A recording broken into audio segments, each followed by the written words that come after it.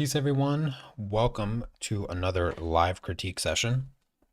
Apologies for being a minute late starting the stream. Uh, I had to have a piece of chocolate and I was making tea, so I have tea here. I found the most amazing chocolate at the store a few weeks ago. It's from Spain and it's dark chocolate infused with shredded coconut, and it's just so good. Oh, it's like the best. Um, Good to see everyone. Hello, Susan, Claire, Cherry, Cindy, Diane, Linda, Margaret, Helena. Uh, yes, good morning, good afternoon. So we have just a few projects. There's not very many submissions for this live critique. And if anybody is curious, anybody is able to submit. So if you're you don't even need to be subscribed to the channel if you don't want to be. I don't know how you're gonna remember the live critiques, but anybody's allowed to submit. So let's just get right into this. First up is Susan. She's got a few projects here.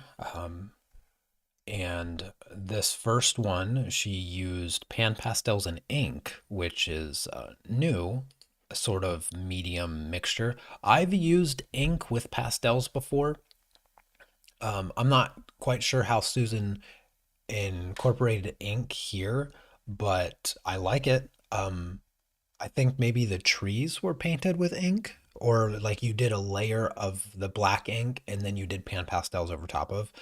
That's my guess. That's what I actually I take that back. I have done that before, and I have used no, I've used alcohol. Yeah, I've used alcohol and pastels to mix. But yeah, like an ink base and then pastels over top. I have done that, so I take that back. But this looks really cool. I have already seen this one. I haven't commented on it during the live stream, but I don't have there's nothing to critique here really, Susan. It's very, very good.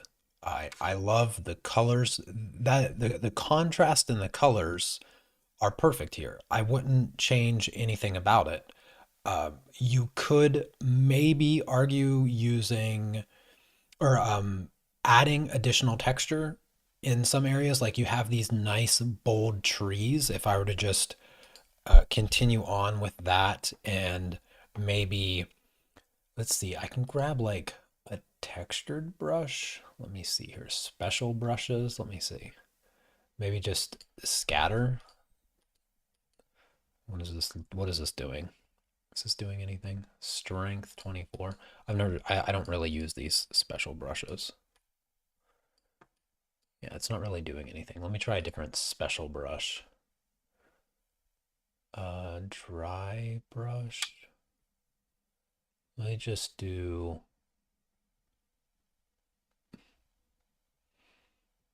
Let's try this one.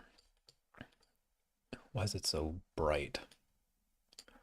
Get a darker color. So I'm just thinking like adding more texture. So down here in the bushes, it's still sort of soft. You could have added some texture down there to give the foliage just a little bit more, um, just a little bit more. That's the only thing that I could potentially critique. Uh, the trees work perfectly fine the way that they are. The other thing that you could have considered, let me go back to a normal brush if I remember how to. Um, so if I were to take like this greenish color here and then in the back, so in here you could have tree, right? You could have a tree back here with the same similar texture or this same similar shape. I'm trying to just get like something back here and add the tree. And that way you have depth um, with some visual interest in the back,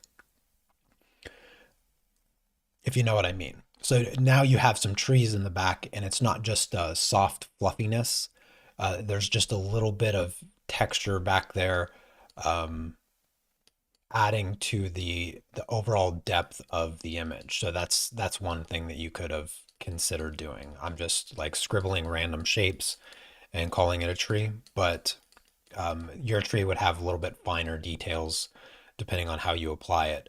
But that little bit of extra imagery there in the back adds trees in the distance. And I think that would just add to the illusion of it being like a forest and all of that.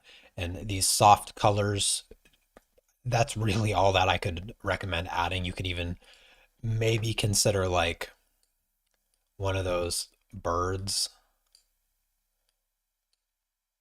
That's a common, little visual interest thing that you can add to the sky. Just a few little scribbles of birds that just gives a bit more atmosphere, some life to the image. Birds are pretty, I don't know, they're pretty stereotypical to do, or cliche. I think they're a little cliche to do, but you could think of other ideas in the stuff that you're doing. So yeah, just some ideas that I think you can use, but otherwise, fantastic execution. And then Susan also has this project here that we just finished up, the pastel project. Um, you had trouble with the trees? It doesn't look like you had trouble with anything, actually. It looks like you did fantastic. Um, but yeah, let me see. You didn't get a project finished. No worries. No worries. Uh, Helene. Oh, okay. I pronounced Helene. Okay. Sorry about that. Um,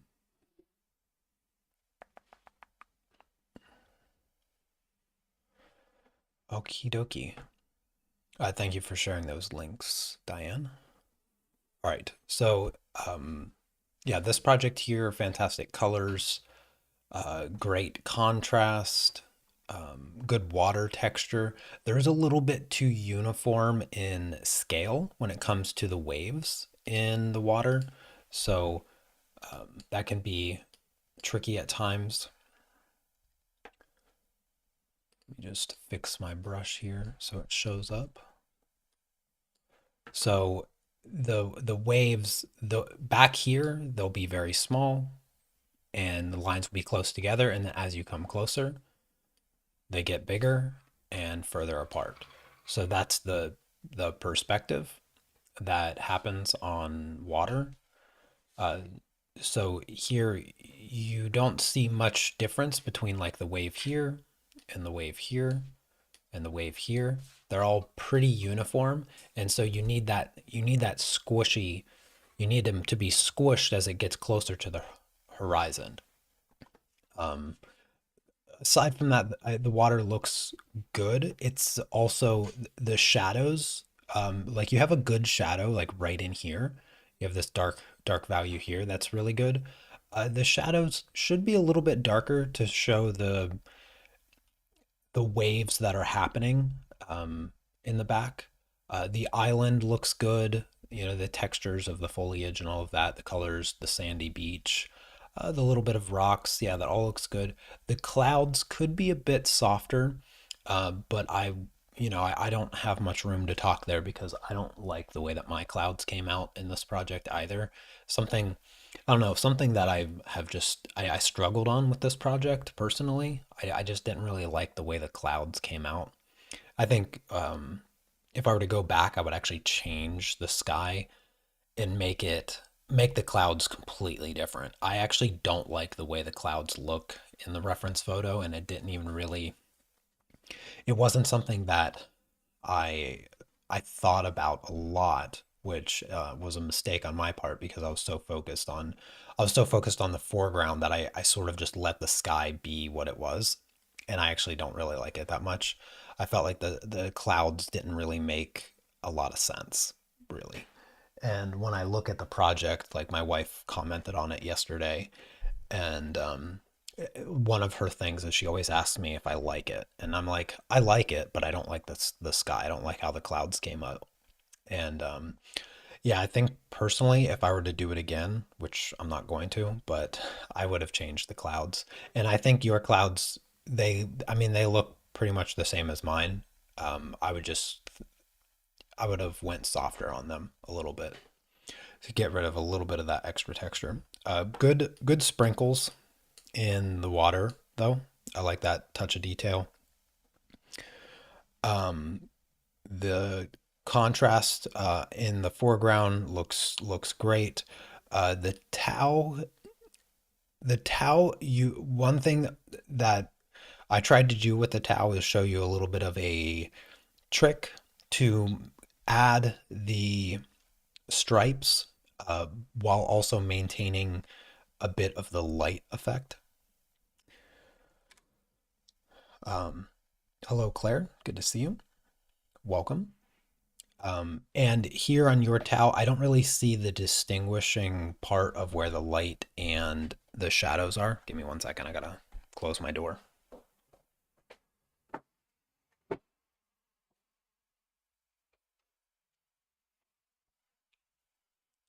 I forgot to close my door before I started streaming.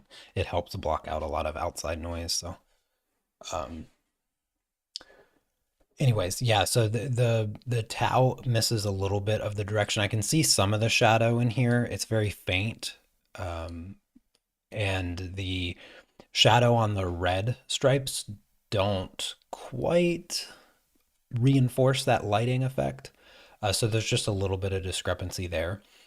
Um, the sandcastle looks good. The texture looks fairly good. I think maybe some of the brick pattern texture that is sort of in the reference photo, you may have exaggerated that just a little bit, and that sort of takes away from the sandy texture. It looks a little less like a sand castle and a little bit more like an actual castle.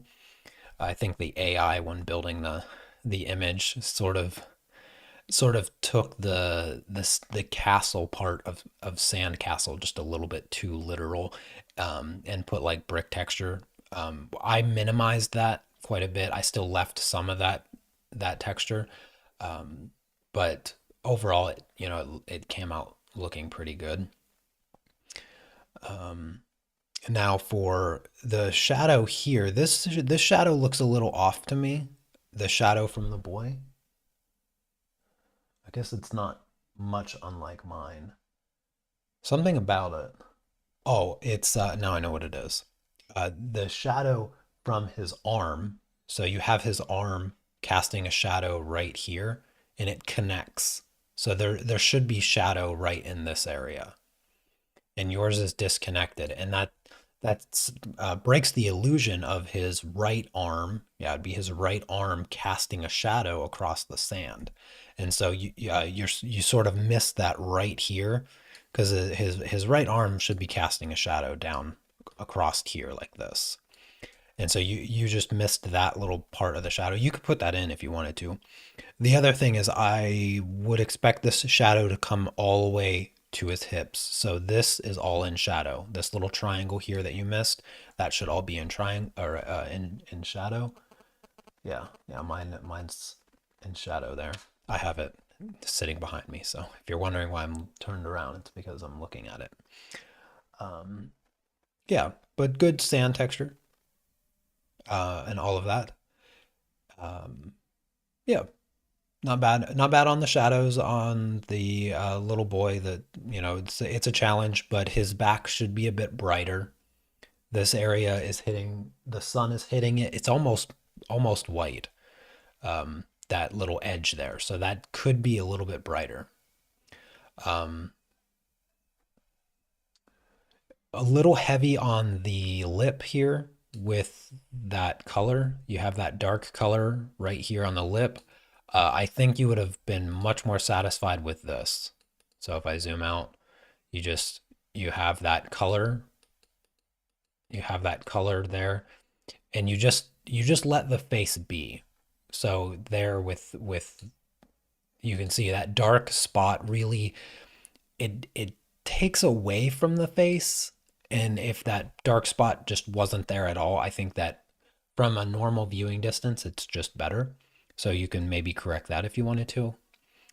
And then Susan's last project was this portrait that we just finished up Wednesday. Good color choice on the background. It's rather bold, the teal color for the background. And I can see that you matched it to the eyes. So it in context, it makes sense to the eyes. I would have, now my eyes may be playing tricks on me, but it's difficult to say whether or not you added this teal color into the shadows and whatnot of the rest of the portrait. Because I have mentioned this many times before in previous critiques. Anytime you change the environment, if you change the environment at all, then it must reflect in the main subject. So here you have this very, very vibrant teal background, and that teal would be reflected in the main subject. So the original the reference, for anybody that hasn't seen it, it's just plain brownish. It's nothing outside of the natural color that you would see in like skin or whatever. And so you don't get a vibrant color reflecting off of anything of the main subject because the background is blank. And in fact, the original project doesn't have a background at all. And so, because of that, the reflections that I added, like for instance, in the skin, we used a lot of gray, or I used a lot of gray in this area of the face. This whole side of the face is essentially gray because you have light bouncing. It's not the main light, but you have light bouncing onto the face. What the light is bouncing off to of is not the relevant part in the context of the original because there's nothing to tell the viewer that the light would be bouncing off anything other than a non-color object because there is no color. Now, for yours, since you chose to add a color, then your bounce light is it has to be teal because you changed the environment that the original project takes place. Why is that so dark?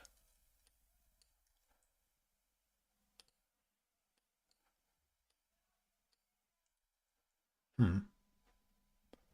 Am I using like the wrong brush or something? Maybe I do this one. There we go. That's what it was. Sorry about that. Um, so this teal, and I'll sort of just fix this a little bit, would show up on the object because you're putting the object in this scene. So let me just tone it down a little bit.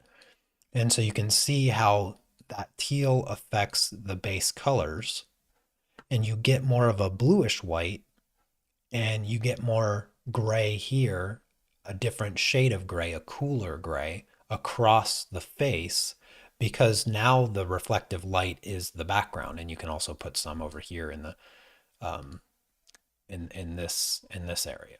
So you want to make sure that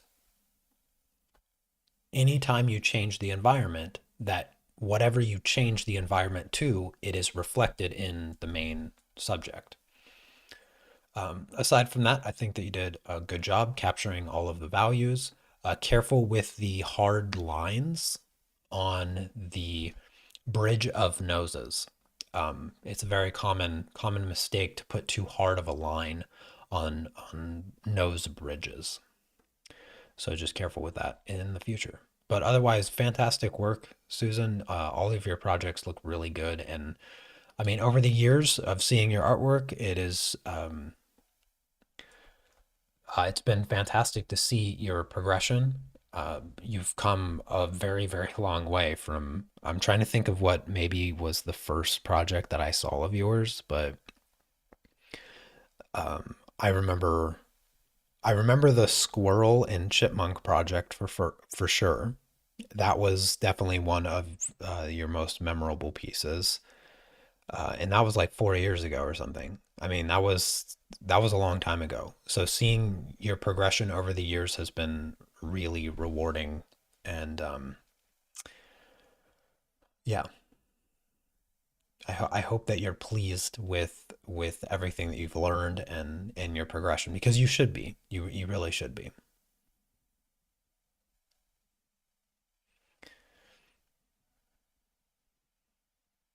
Wow, hit with a hurricane yesterday. I hope everyone is okay. You live on the East Coast then, Alicia? Or are you one of the many people that lives in Florida? I'm usually pretty good at remembering where people live when they tell me, but I can't remember if you ever told me. Could be, I don't know. Anyways, I'm gonna carry on. Up next is Cherry, and moving right into Cherry's rendition of this portrait. You seem to zoom in a little bit more and just focus on the face, which I commend you for because that allows you to focus on, I think, what's more important about the portrait and more important about this project in the first place. Very good on the consistency of texture. Very nice, clean edges, great color in the cloth, soft gradients and transitions. Yeah, everything in the cloth looks really good. The bottom part looks a little shiny, and I think that one of the difficult things is, you know, the object is white, right? You know the object is white and it plays a trick on your mind. If you recall working on the Thor project where we colored his shirt purple, but at the end of the project, you look at the shirt and you identify it as white, even though there's no white anywhere on it. And I think that that held you back on. It's just this left side over here. This left side over is just a bit too bright in areas. Like so, this, this, and this, because of the extra brightness to it, it sort of gives it a very shiny look. If we were to, let me just grab the lasso tool. I'm just going to sort of darken this whole area so that the whole shirt is darker. Not that dark, but just give me a second. So like this, let me get rid of this here. So with toning down the bright areas, it no longer looks as shiny. It doesn't look like almost like a satin silk kind of thing. You know what I mean? Just that shininess to it. So taking away that shininess and just making it completely gray. Now there's zero white, right? Um, and it reinforces that cast shadow that this image has. Now the cast shadow does extend um, across the neck like this. So this should all be cast shadow. Um, and so that helps reinforce that cast shadow and the overall lighting. Now that this may be a little bit too dark, but me, yeah, maybe just there-ish, something like that. Uh, and so that helps reinforce that lighting. Even though we know that her robe is white, we must forget to use the brighter grays when everything is in shadow. So the brightest gray actually needs to be darker on the left side here in order for it to not appear shiny. Yeah, the neck was quite a nightmare for myself included. And the same thing with the neck, is what I said here. The brighter areas just need to be darker. The one of the trickier things that we just struggle with because our eyes are so terrible is when we see a dark space. So let's just look at her neck, for instance. So if we see a dark object, so when you look at the reference photo and you look just at the neck, because when we did the project, we did the neck first, we did the face last, which perhaps in the future I will not do that. And I'll just focus on the face first. But when you look at the reference photo, we recognize that the area is dark. You can color pick it, you can analyze the colors to the cows come home, and we see how dark it is. There's areas that are like almost completely black. And then you have the musculature in the anatomy that changes and the value changes. And we notice that the value changes. We see the brighter areas where a little bit of the light is hitting, and we see the anatomy, and we accept it. When we look at the reference photo, we're like, yeah, that looks fine. That looks normal. And then we translate it to our artwork. And the problem that we do over and over and over and over again is that because we see the lighter value, we think of it almost being outside of the shadow, and we always make it brighter than it should be. We always make the lights brighter than they should be in the shadow. So it's hard to put into words that doesn't make it sound confusing, but it's just lighter shadow. Everything is still shadow. It's just a lighter shadow. And we have to remind ourselves, because I had to do the neck part Wednesday. If you go back, I darken everything on the neck. And as soon as I darken everything on the neck, it immediately looks better. We have the tendency, just like in blurry backgrounds, when we see a detail, which is oxymoronic because a blurry background inherently does not have detail. It's blurry. That's the whole point. That's what, creates a blurry background, is that it doesn't have detail. But we see a tree within the blurriness, right? We see the tree, we know it's a tree. And what do? We try to force everybody to know that it's a tree by adding more detail to the tree. And the problem with doing that is that the tree is blurry. So as soon as you start increasing the detail to convince people that it is a tree, because you want to make sure they know it's a tree, then you mess up your background. It's no longer a blurry background. It's a half blurry background and a really bad looking tree. And the same thing with shadows. When you're working with dark color next to slightly less dark color, we want to make sure that those details are visible to the viewer and to our own subconscious. We always lighten the lightest part of a shadow. And so you over lighten the lightest part of the shadow. And that's the problem that I had on my neck. But Wednesday, when I darkened everything on the neck, and it looks better. I don't have my I put it away somewhere. I don't even know where it's at. I was gonna try to look at it, make sure I still think it looks better, but for sure it looks better. It's just a constant struggle.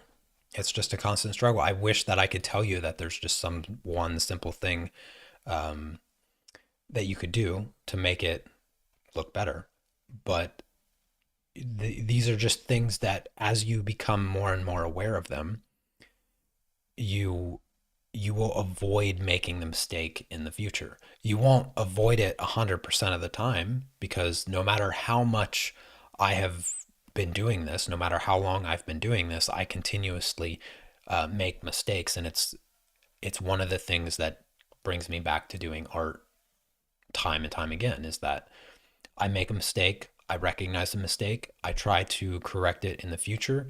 And when I correct that mistake, then I notice a new mistake, and then I have to try to correct that one. And then I repeat the mistake that I corrected before. And then I'm like, why did I know better than this? And then I try to correct it again. And then, so it's just this, it's juggling. It's juggling. You're just juggling a bunch of different past mistakes, trying to keep them from falling and repeating that mistake. But, once you're juggling 10 mistakes, you're bound to drop one in the future. And you just have to be able to recognize that you dropped one and, pick it back up and move forward. And so by the time you get to this point, you're juggling 15 mistakes, and it just takes repetition for you to be able to juggle 15 mistakes. Um, and then only drop it slightly. So, but I think that you did really good on this project. Um, some of the shadows on the face around the nose could be a little bit darker. You could have also went a little bit more vibrant in the cheeks, the red in the cheeks, and a little bit more orange. But otherwise, you did really good on this project. And then you did this project also, which looks fantastic. Yeah, this one looks very fantastic. I didn't crop wait, did I change? Okay, no, no, no. I see. I was, Susan added a little bit more of the log and the full thing. Your clouds look a lot better than mine. Your clouds make the clouds look good.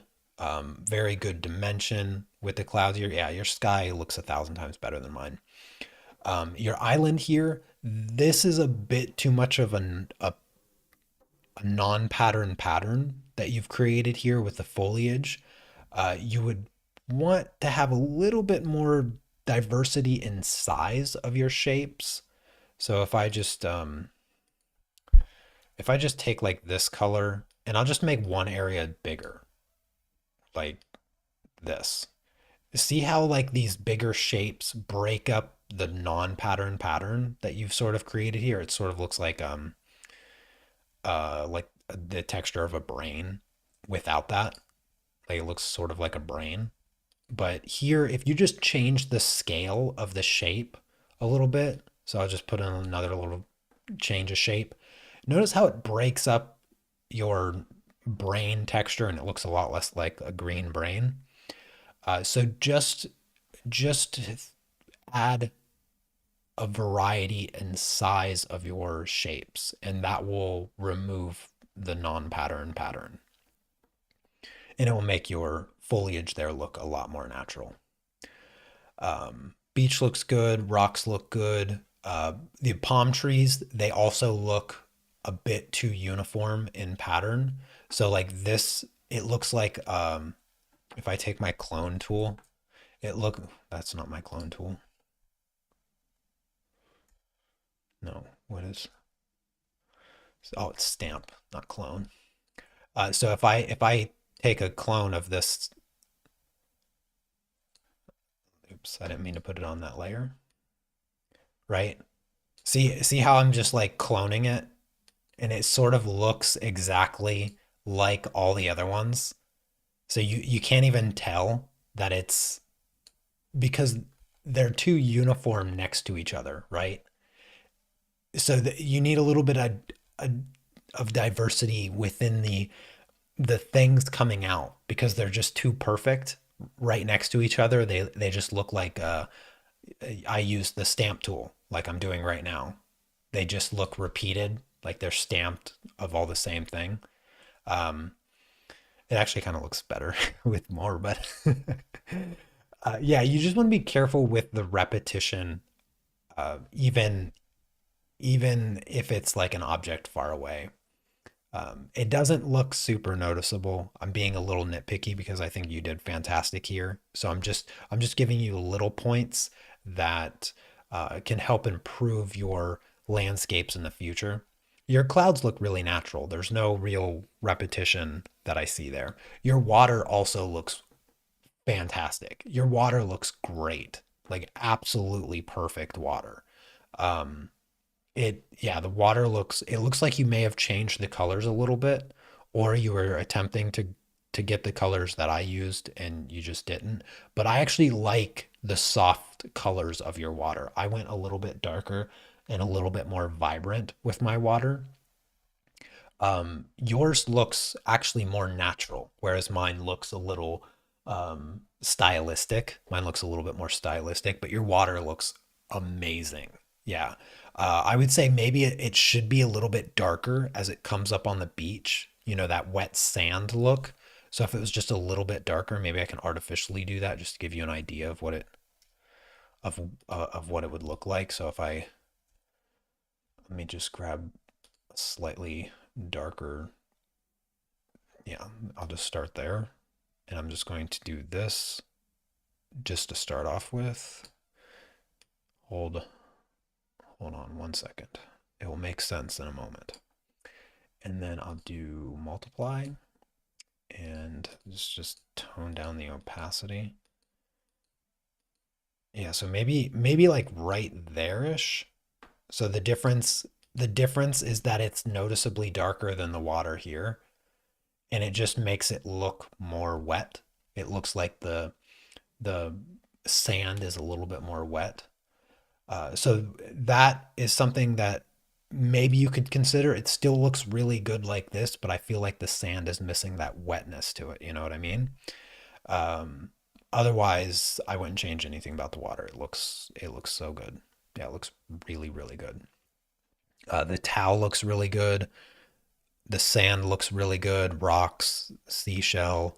The sandcastle looks really good. Some of these textures here do look a little bit too well defined, which I talked a little bit with Susan's as well. Like some of these details, they just look a little bit too well defined, and it sort of breaks that this is actually made a sand illusion, which I know the reference photo breaks that. You know, that's sort of the downside of creating reference photos with AI. They see sand and they see castle, and so they make a castle out of sand as opposed to um, taking sand and making a castle out of it. And so they sort of have like, here's a castle. This is what a castle looks like. Let's just texturize it with sand. And so they have a bit of unrealistic potential uh, with the clarity of defined edges and all of that stuff. And so some of these details, I think, maybe break the illusion of the sandcastle just a little bit. Really these ones here, where they should be a little bit lighter as it comes into the sunlight, just hitting it. I feel like those lines would be less defined. Um, Aside from that, I mean, you still have really good texture. Just sort of nitpicking because you know you did really good. Um, yeah, good, really good skin on the boy here. Yeah, the colors look really really good. The shapes look really good. You know, when I was breaking down the process of doing that, it looks like you did it exactly. Like this whole area right here, his leg, just perfect. So good. Like really, really good. Um, Great profile. Fantastic profile. Honestly, I think it's better than mine. Like, his profile looks really good. The hair, the hair, what is it? Oh, it's the highlight. So this highlight needs to come in a little bit more. There was a little bit more um, highlight on the back of his head. Right? Yeah, yeah, yeah. So the highlight's just a little bit small, and so it makes his hair look flatter. than it should be, because there should be a little bit more of a highlighted spot because of how direct the sunlight is on him. And then I think that's about it. Other than that, you totally nailed this project. You did fantastic on it.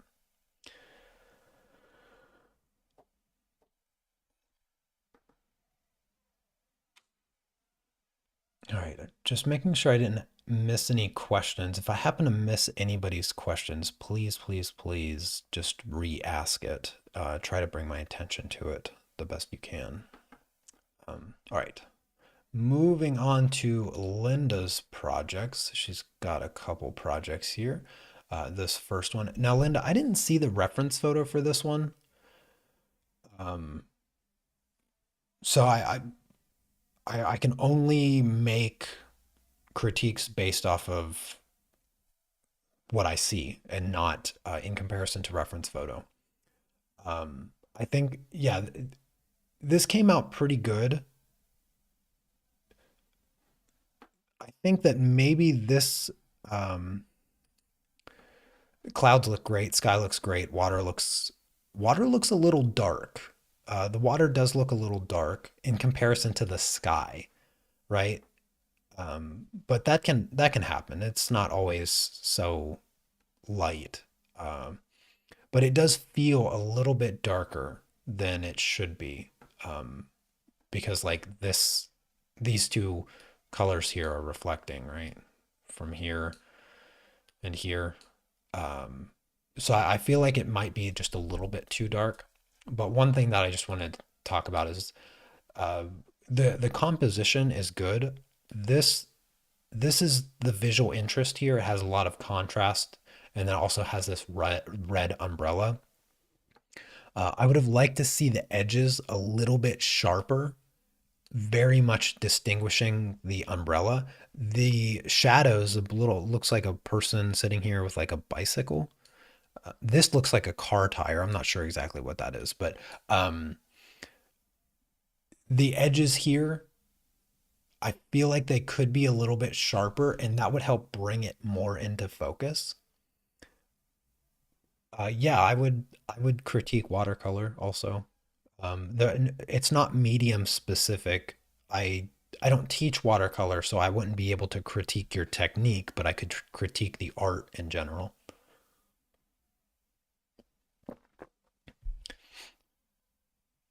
Oh no, no need to post it, Linda. It's fine. Um, the perspective here in the water looks good. The waves look fantastic. Like these waves look very, very good. Very nice texture in the water. This wet part of the sand looks good. It looks natural. Yeah, everything here looks really natural. The people standing in the water, they don't have shadows, and that's a big problem. The people standing in the water not having shadows makes them feel really weird in the picture, because you have this main subject. At least I would call this the main subject. It's sort of the eye catcher in the image, and it's nearly all in silhouette. But then you go over to these people standing in the water, and they don't feel natural. They don't feel natural, and I think that some viewers might not be able to pick up on it. But uh, the sun looks high. The sun looks high in this image. If I had to guess, it's like noon or like 1 in the afternoon because of how this shadow here reads. This shadow reads straight down. So the sun is like here. Actually, based off of the lighting on here, I'd say the sun is like here, pointing down, which tells me that the shadows of these people should be like this.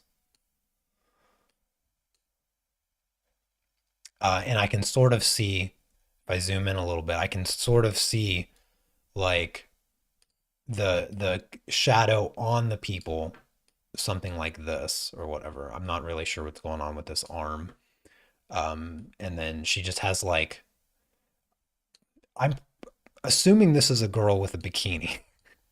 But I'm not really sure what happened to her head. She sort of just has like she has like a mullet, and then this guy here has pigtails. Um, I know it's difficult to draw small things, so I'm not picking on you to be mean. Um, but the shadows here just they have to be hard. They have to be hard shadows because this object here tells the viewer everything about the light. And when you break when you break the light in other objects in your scene, non-artist viewers aren't going to understand it as to why things look weird. They're not going to be able to say, "Oh, there's the shadow here is wrong." Most non-artist viewers are not going to be able to tell you exactly what's wrong, but they what they'll say is something seems off. And if they're, completely unknowing of art in general and they just sort of like peer viewer, then they might not be able to tell you anything. So, um,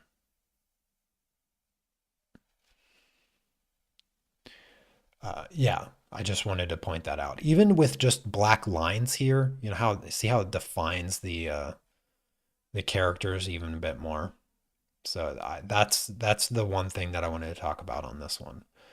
Your other project here, I have the reference for uh, that I dug out of the Discord. Uh, this part here, this right here is amazing. This is spectacular work. Um, Perhaps that area right there is some of your greatest work. Really, it's really it's just mind-blowingly good. The other thing is this part of the sand, just amazing texture.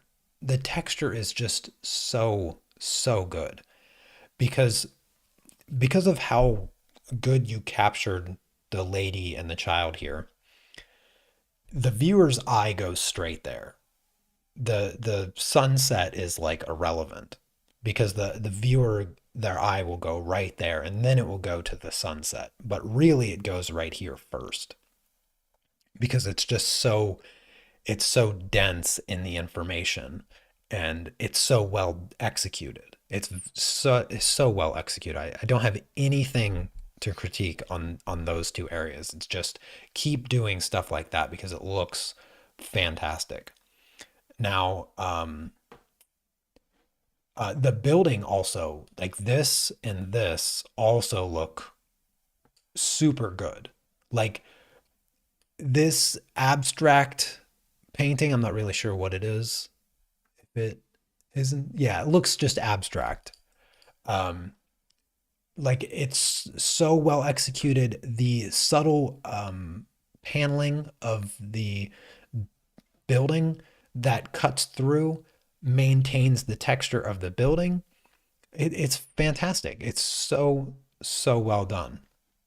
Now let's talk about uh, a couple things that I don't think are working quite as good as the other parts. The first thing, this white awning kind of covering. If you look at the reference, what you'll see is that you have the the light is hitting this side and not so much this side. And so you have this gradient where you have this dark shape and then you have the lighter reflective shape. So this is the dark shape over here. And it's sort of just a gradient that moves dark to light going that way. And on yours, it sort of has like this shape. These lines coming across artificially makes this part darker, and then there's this part that's lighter here. So it would have been better to, instead of worrying about these lines that cut across for the texture, because I know that you can see the texture, it would have been better to focus on the value and the gradient moving across, because you would have had, you have the dark value and then you have the whiter part here, the whiter part of the shadow. If you would have focused on that gradient, then and you didn't even have the texture, uh, it would immediately look better just having that smoothness of the gradient. And then at the very end, once you have the gradient and everything looks good, then you can add those little lines, but only if you feel like you need them. Because I think that having that smoother texture instead of a little bit of the graininess that you get from these uneven lines would have made that look better. And then on top of that, you should have used a ruler for the horizontal lines that come across. That would have made your life 1,000 times easier, because it looks like you free-handed the lines coming across, and you can correct me if I'm wrong, but if you used a ruler, you would have gotten much thinner lines and much straighter, consistent lines. And using colored pencils, there's no risk of using a ruler. And even if you're concerned about using a ruler, you can wrap the ruler in glassine paper, and you can use the ruler even on something as soft as pastels. So there would be no risk of setting the ruler there if it's wrapped in glassine paper, and then using your pencil to get like really sharp, clean, straight edges and lines for the texture that's going across that thing. Um, the thing about the sky is just that the clouds are not dark enough. Um, the the purple right here, this purple color,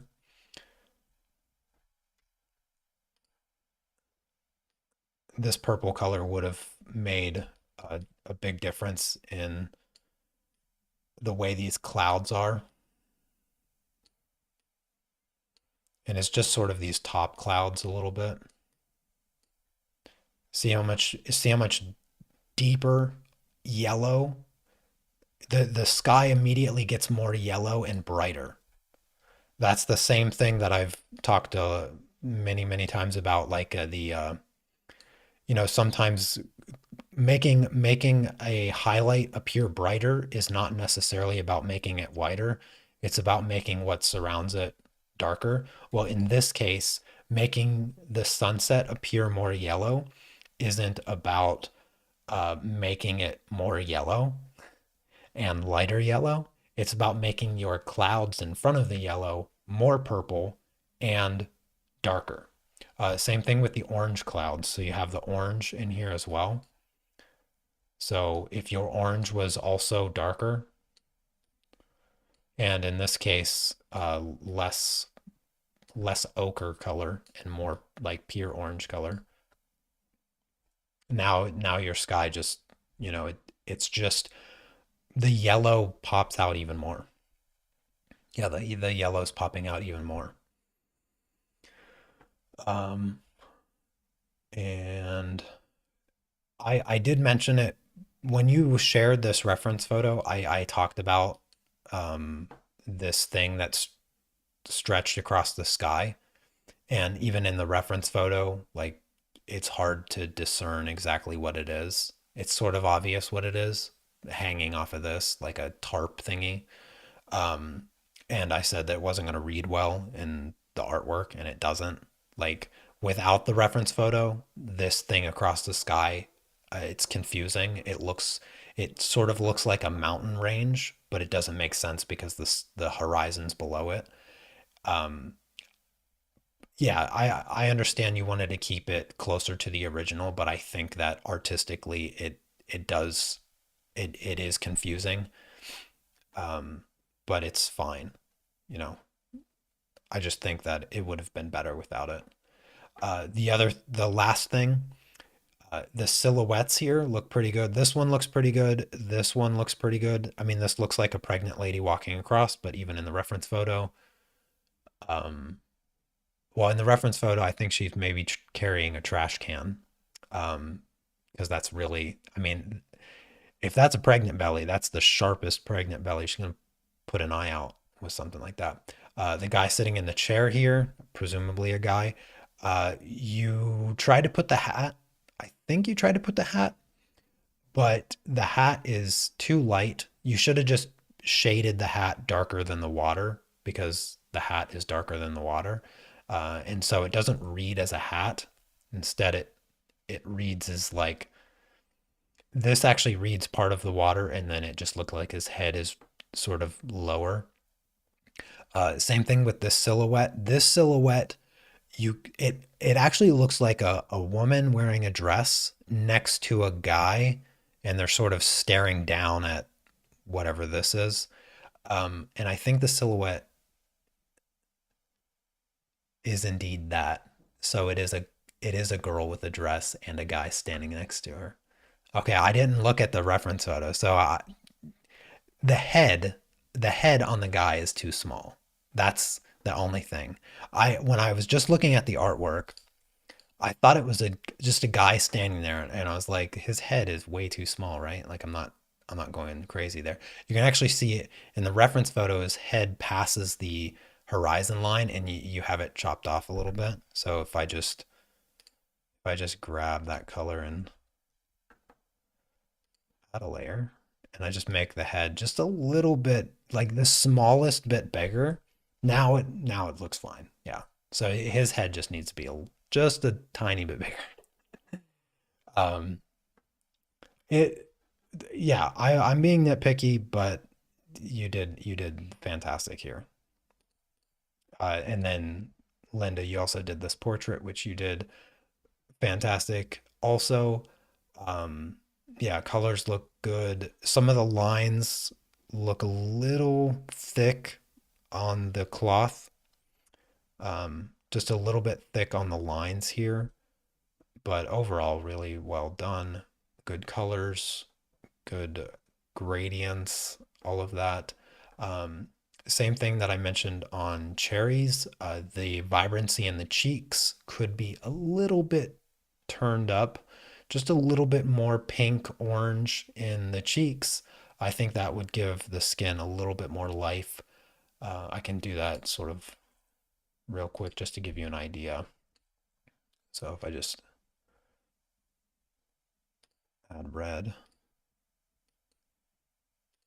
and then let's just go with, I don't know, screen overlay. Yeah, let's go with overlay. So it doesn't need to be a lot. See, that's a touch. See the difference, and you can just see like it just brings a little bit more life into her cheeks.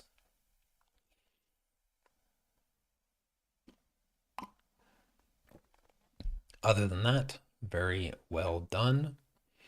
Thank you, Linda, for the beautiful submissions. Up next is Marge. She did the Rembrandt uh, redo, or the master copy.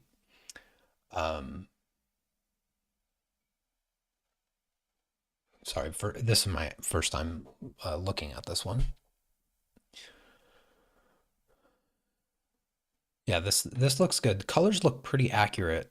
The shadow on the yellow part looks a little orange, but still looks pretty accurate. Texture on the dress looks good. Shadow looks blue enough. Earring looks good. The shadow on the cheek, just about everyone struggled with this. Your shadow's a little bit too light here. Let me just grab. Yeah, so your shadow here is just a little bit too light. It's not dark enough. Same thing with under the nose. This is just a little bit too light. The yellow in the skin here is a little bit too vibrant.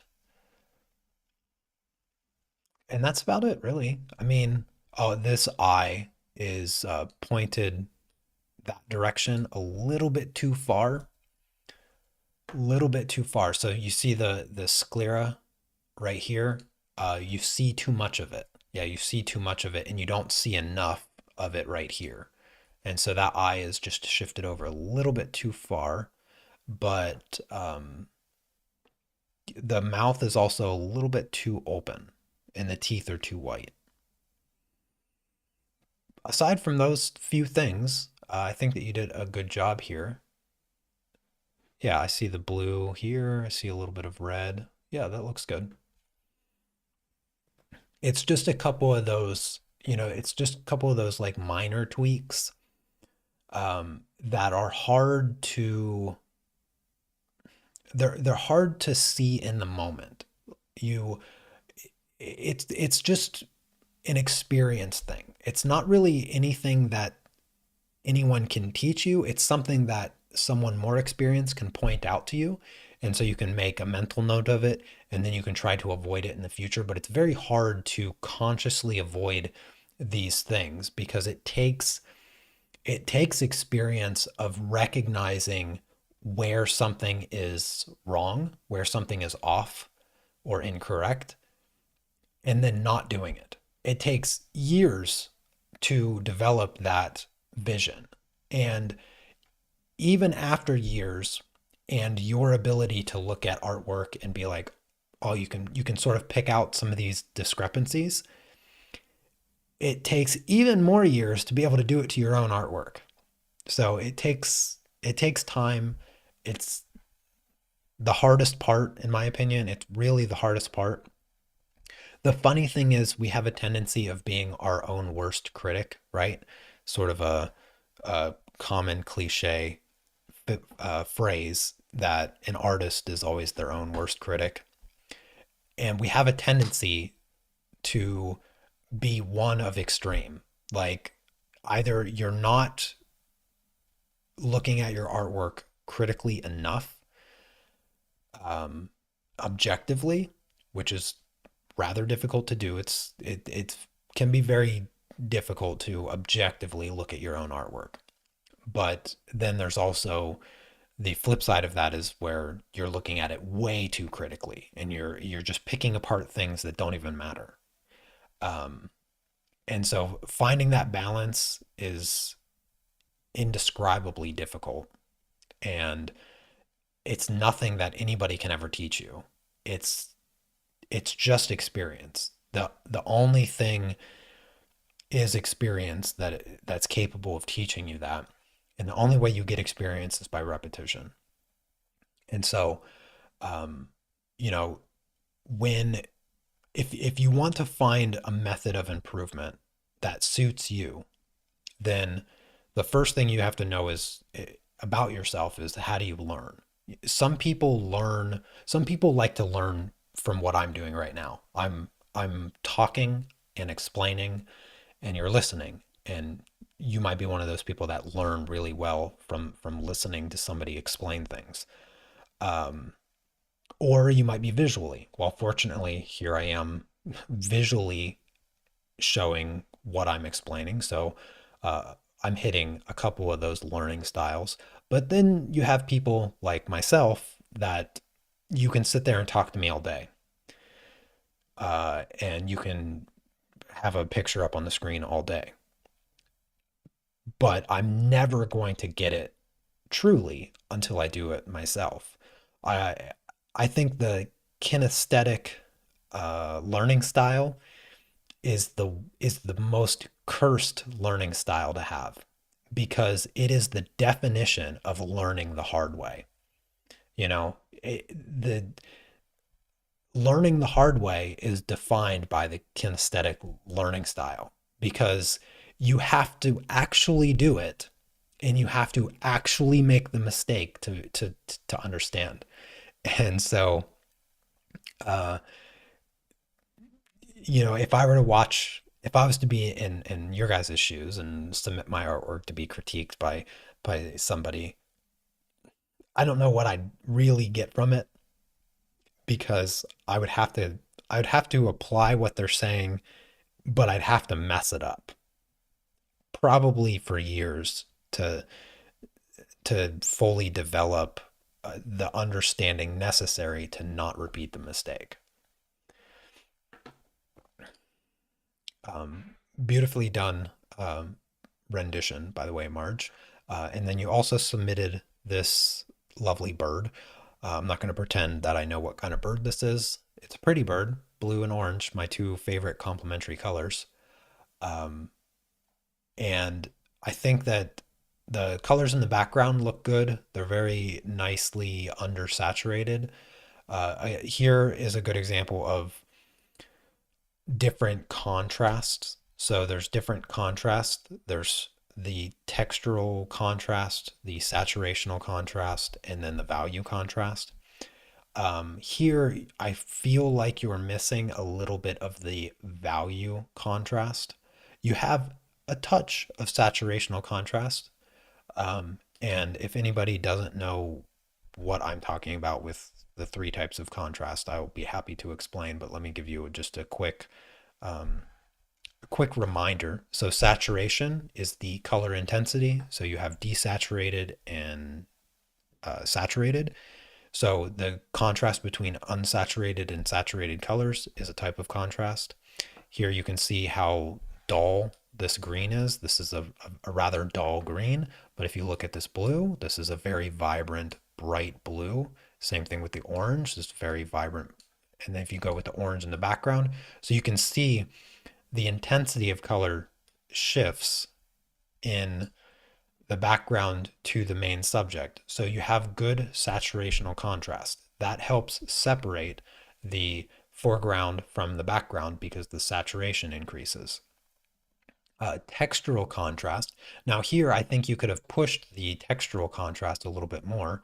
If I duplicate this, and I've done this several times, filter, blur, Gaussian, I'll just completely destroy the image and then I'll bring the bird back,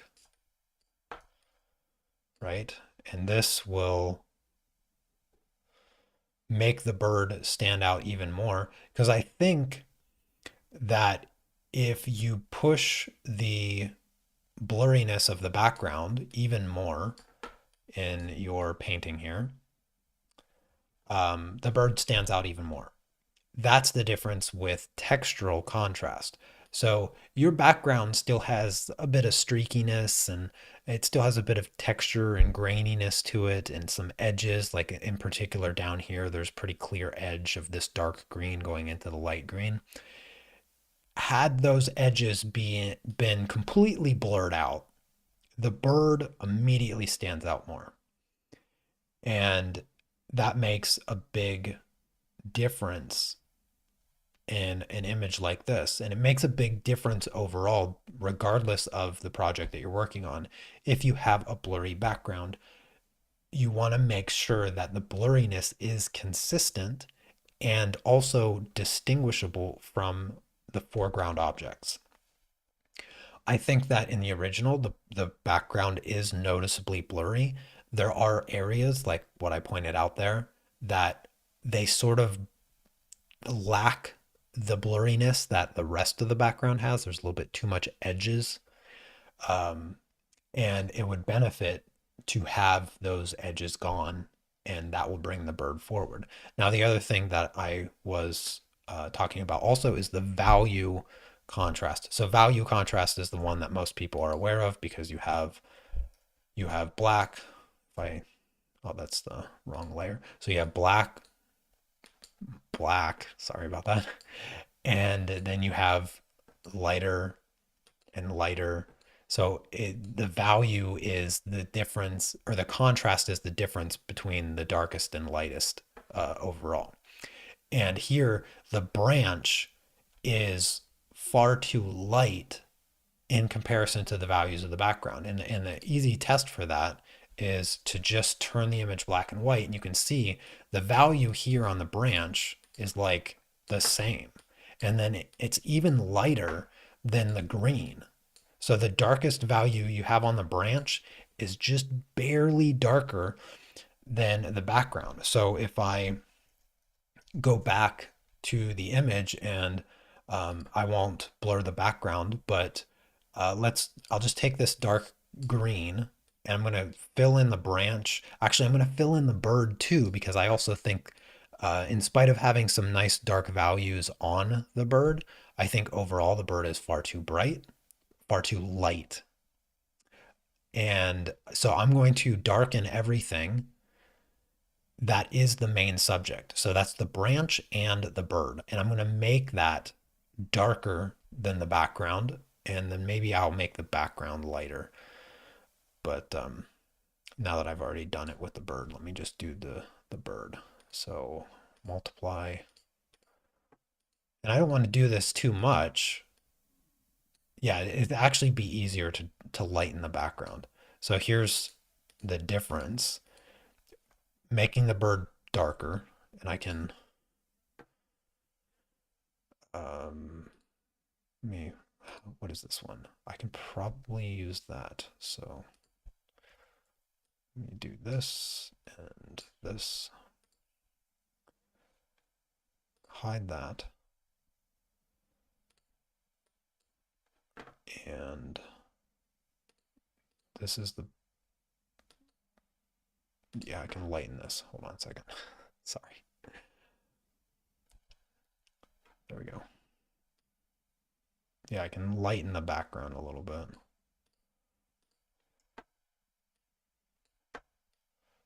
Just fix the edge a bit.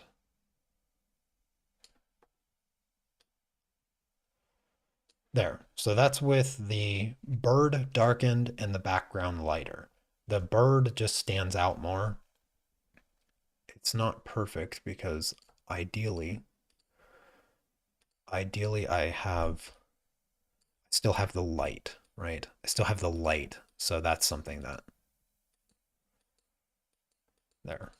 So that's just with the darker branch and the darker bird plus a lighter background. So that's the contrast. That's the value contrast that you can create. And I think that maybe not the bird necessarily needs it, but I think the branch does. I think the branch should be a little bit darker, or the background should be a lot lighter. And that would help bring the bird more forward. So you have the texture contrast, the value contrast, and the saturation contrast. All of those things I think would benefit this piece of work here. But it was well executed regardless of those things. Again, I'm not saying you did anything wrong. I'm giving you ideas to play with in the future and potentially improve your artwork in general.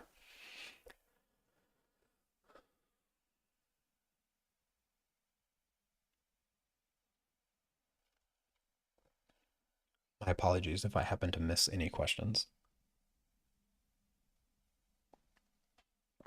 It doesn't look like I did. All right, that is the final projects. Now I just have the monthly masteries. I have Linda and Diane's monthly masters here, both of which are phenomenal. I forgot to bring up the reference photo, so maybe I can grab it really quick. Hold on a second.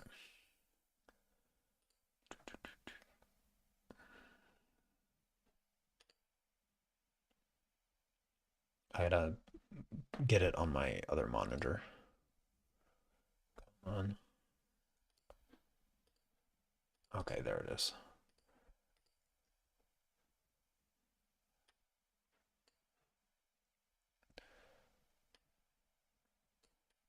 Yes, perfect.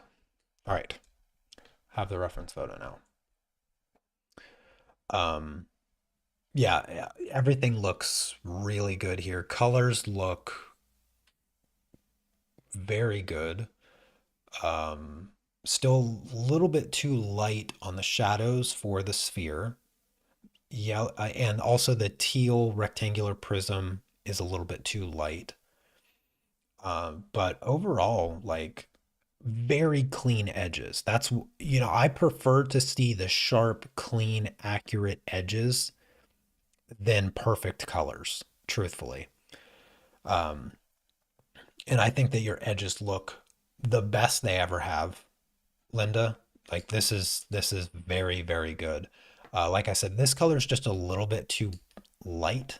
It's just a bit too light. And then also the shadow here on the ball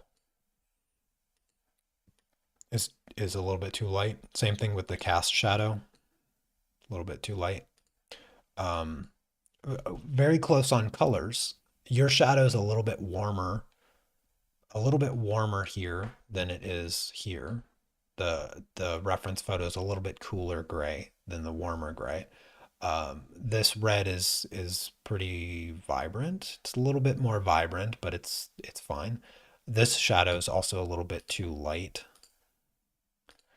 just a touch.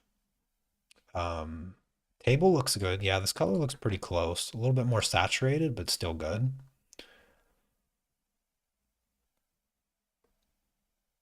Yeah, I mean, this is solid A.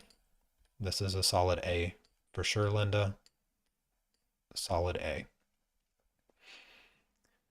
Um, yeah, just a little bit with the colors. Just the tiniest bit. You're 95%, right? So you're just below an A plus here. You're 95%. Your colors are just off 5%. So that's very, very good. And your edges are just fantastic. Sharp, clean edges. You're right where I want everybody to be. Yeah, the camera can change the colors, which is why, like, you know, I I I, I apply the leniency. I apply the leniency, but very, very good. That's why I say getting sharp, clean edges, I hold higher like grade for sharp, clean edges than I do like spot on colors because cameras. Not only cameras, but even if you color correct before you submit it, I'm looking at it on a different monitor than you color correct it. So I at best like 90 to 95% accuracy on colors. But I don't think there's enough color correction in the world that is going to fix the colors here. I don't think the colors are matching yet, even with taking into account the discrepancy of cameras, because the values on too many objects tell me that it's off in real life just by a little bit, but you can see just by a little bit.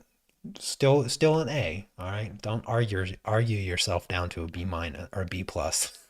All right, and then Diane's. You did you did this one with polychromos, right? I think Diane on the paint on paper, I believe. Um, if I'm remembering the comment properly. Same thing with that, like sharp, clean edges. They look pretty good. I think, yeah, the clean edges look pretty good here. There's a little bit of fuzziness on the pyramid thing, just a touch, not too bad.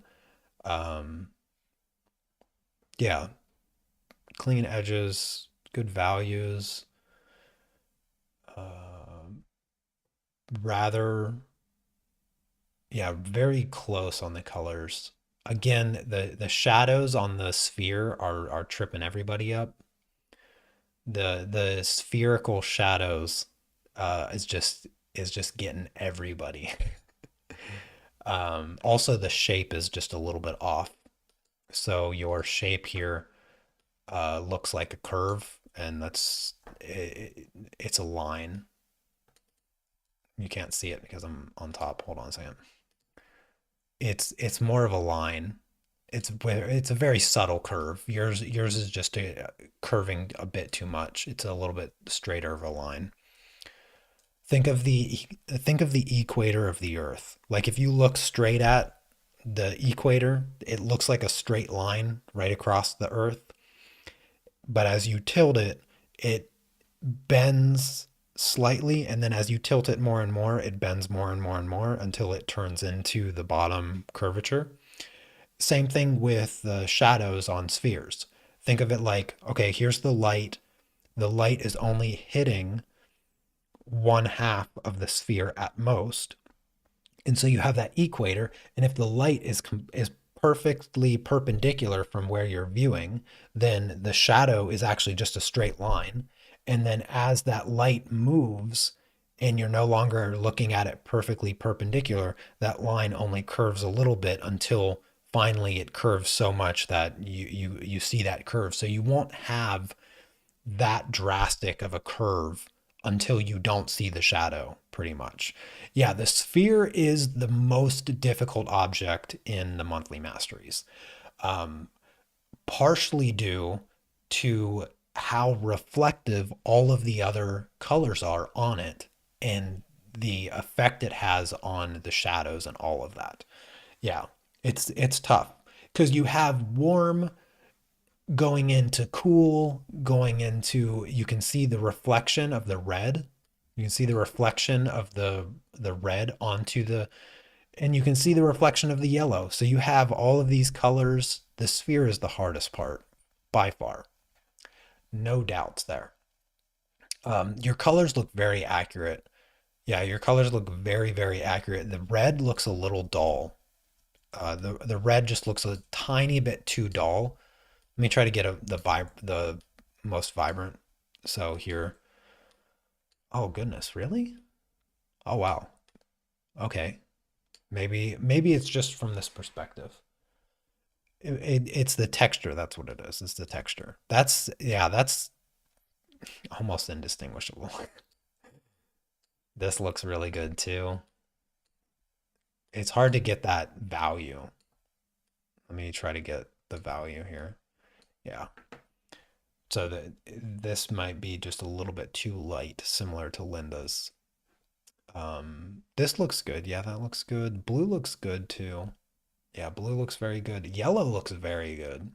Yeah, the yellow looks fantastic. I think everybody, or, well, Linda got the yellow too. Yeah, Linda got the yellow. Um, this side looks a little bit bright on yours. It's a little bit more of a shadow, just a touch, just a touch more shadow here. Um, but aside from that, yeah, it's just a sphere. So I mean, the this is basically the color of the paper.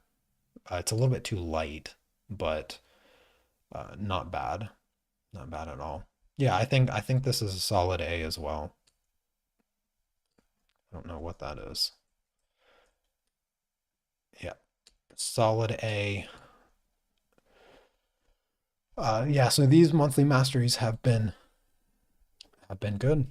Only got two of them. Everybody else slacking.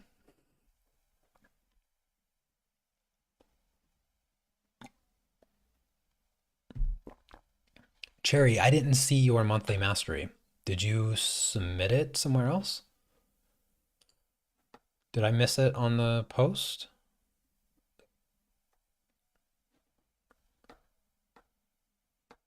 Did you put it in the Discord?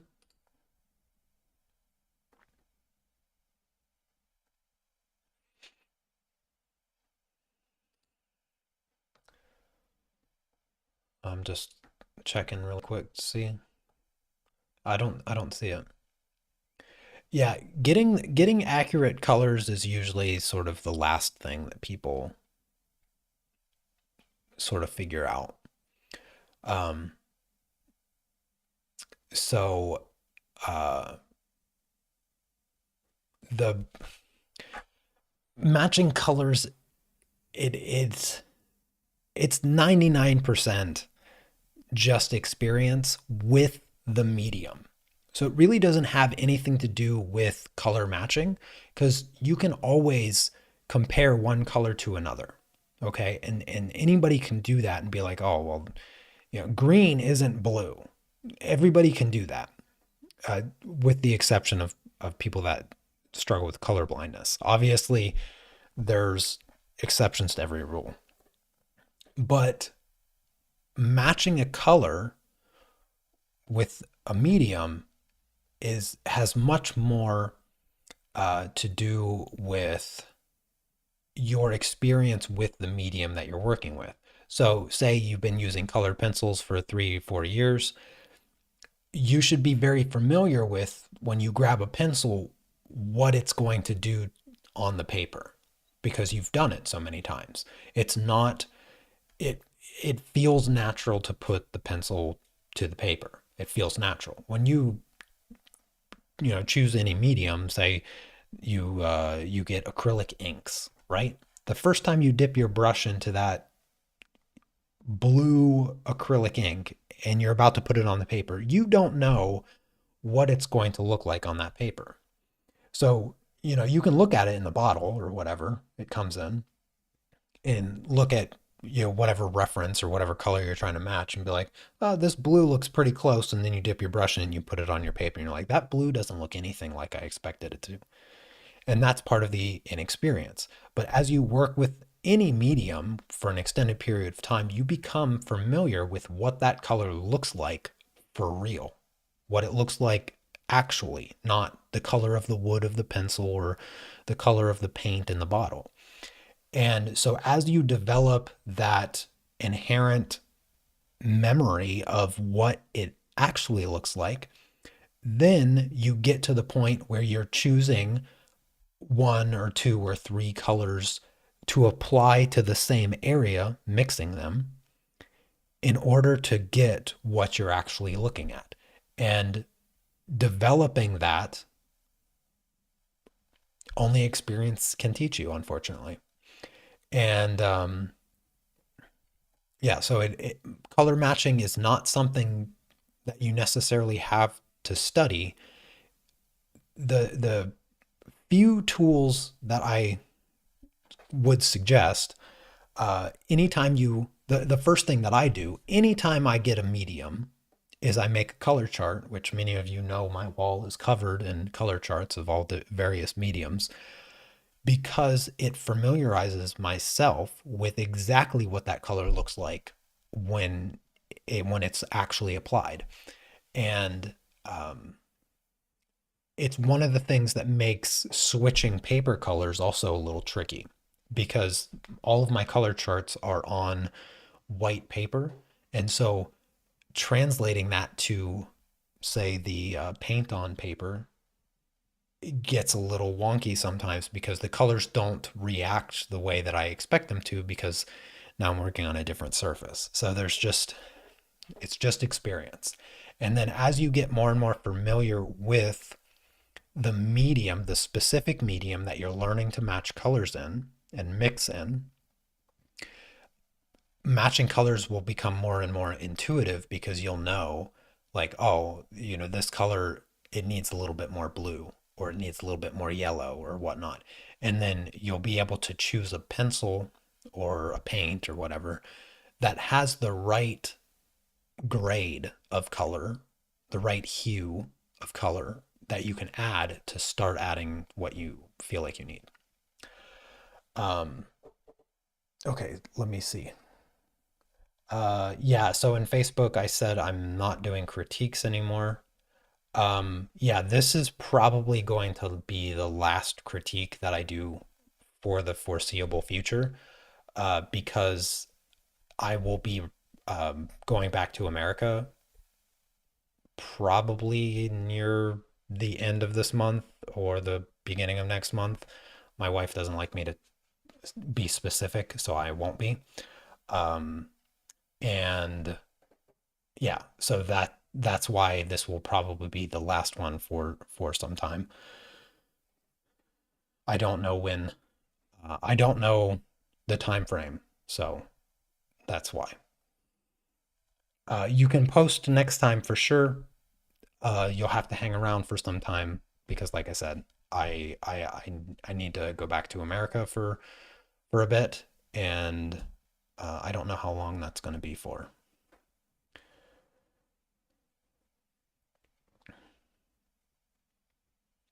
You put a color pencil picker app. I don't know how accurate any of those color pencil picker apps are.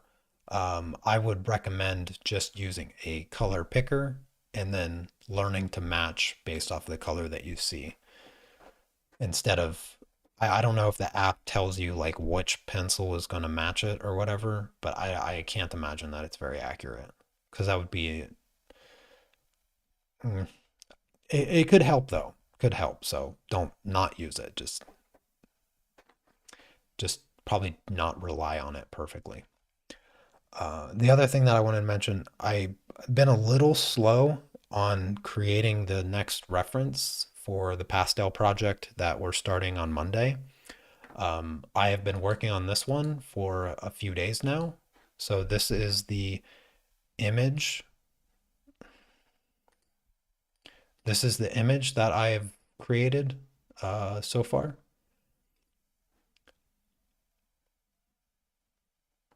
I've done a few variations, so I've reiterated on this particular reference for a week straight to try to get something that I really like. Is there anything is there anything anybody wants to add to this image that I could maybe try to incorporate before I commit to just this image here?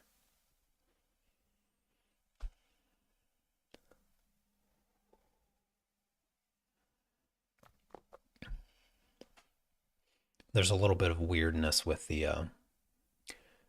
um, I didn't think the AI would struggle so much making a violin, but I I overestimated the capabilities. You can see the bridge right here, and it doesn't even connect to the body. It just sort of floats there, and it's like disappears partially, and then there's the second bridge right here that doesn't make any sense.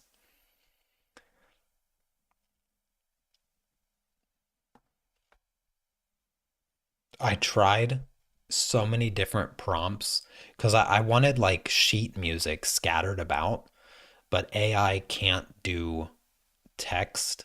It can't do like if you zoom in on this, it's just nonsense. Like it doesn't make any sense at all. And that's essentially what the AI thinks sheet music looks like. No, there's no bow lying around for the violin.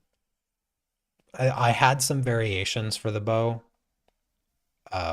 but I didn't like them. I think I what did I? So this is the original here, or this is one of the originals here. Like I said, I've been iterating on this for like a week now, trying to get everything uh, to look good. The struggle of AI, right? I didn't like the double candles. I felt like it was a bit much, so I switched to a single candle here. And then I didn't really like these candles in the back. I felt like it was just too busy. I also didn't like this random glassware in the middle. I felt like it just didn't look right. And so I removed the candles, added books, and I removed the random stuff here. And now you see like this candlestick, this brass candlestick slightly in the back. And then I have been working on this side part as well, because right now it's just like these rose petals. And I was hoping to get like something here. I have a few iterations that have a second candle over on this side, but I don't know if I'm going to do it.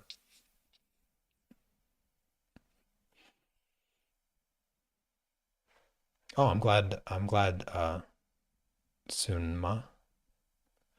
Hopefully I pronounced that somewhat close. Anyways, that is going to do it for today. I'm going to try to get the line art and everything for this project um, by like my Sunday evening at the latest, like Monday. I think most of you don't start the project when I start the project, so you'll have to forgive me for that. This one has just been giving me a lot. What's the violin leaning on? Imagination. It's a transparent, invisible violin stand is what it's leaning on. Yeah, it's just there. It's just there. Yeah. I mean, there's some wonkiness. It's not perfect, but it only really appears that way when you dive into it. The colors are dark enough, the values are dark enough that, yeah, you just look at it and you accept it. You're like, ah, it's a violin. You look at a real violin, you'll find out real quick that that violin doesn't make any sense. The violin doesn't make any sense. The body is way too big for how short the neck is. There's what scale violin is this? Like 13? It's like, and then how you get down here? Like the body is way up here. Like that's way too much of a neck. Anyways, that is it for today. Thank you guys so much for coming by and hanging out. I'll see you on Monday. Have a fantastic weekend. Um, and I think that's it. Yeah. All right. I'll see you Monday. Take care. Peace.